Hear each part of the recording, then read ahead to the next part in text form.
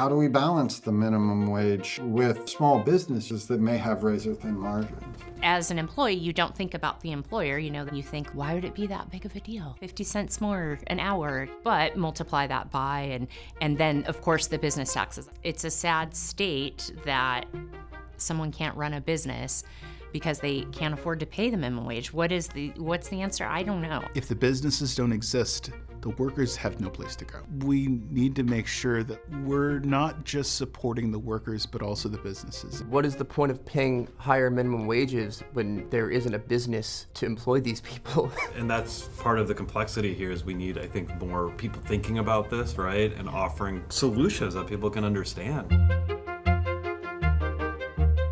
Under the Growth Management Act, only 3.7% of Washington is legal to build on. No. How does that sound? Sounds like we got a problem. That policy was written 30 years ago, and in that time, housing prices have increased over 800%, while wages have only increased 250%. Oh, wow. Okay, wow. Yeah, that's a little bit shocking. One solution people advocate for is expanding the amount of buildable land. How does that make you feel? Things are different than they were 30 years ago. So we shouldn't try to be operating from that same point of view of, if there's like a math equation for like total available housing, available land seems like a pretty critical variable there. It's a hard balance. We need housing, yet we have to care for the environment, and that's tricky. I definitely think that rezoning certain areas ought to be a consideration. A city can effectively manage growth by building very densely. I support building up more.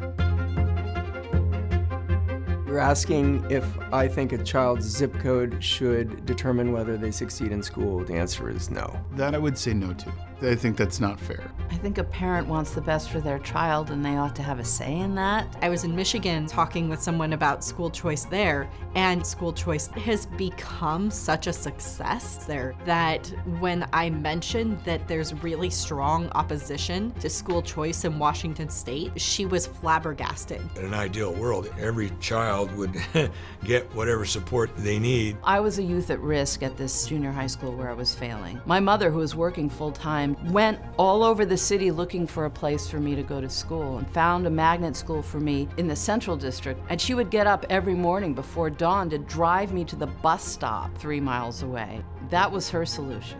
And it was a better school. It definitely got me out of trouble.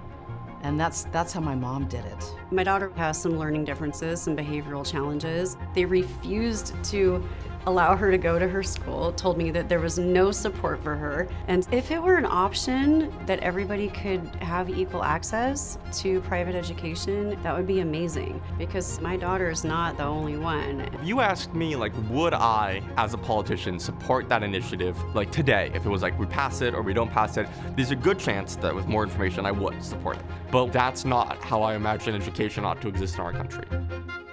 you can't have conversations even like we're having now. It's really hard to have just intelligent discussions, and it just seems to be getting worse and worse.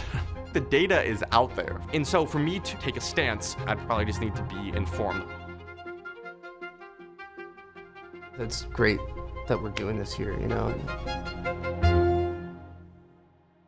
Cool. Well, thank you so much. Gosh, yeah, thanks. Oh.